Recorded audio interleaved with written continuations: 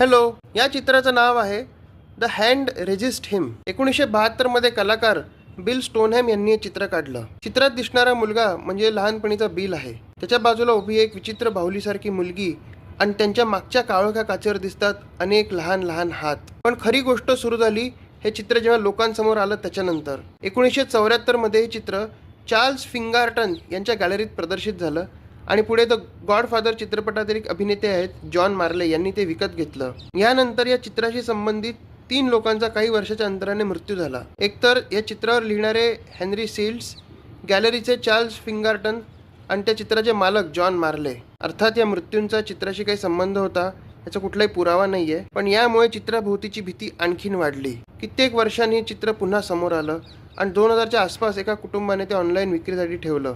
त्यांचा दावा होता की रात्री चित्रातील मुलं हलतात आणि भांडतात असं त्यांच्या एका लहान मुलीने सांगितलं होतं.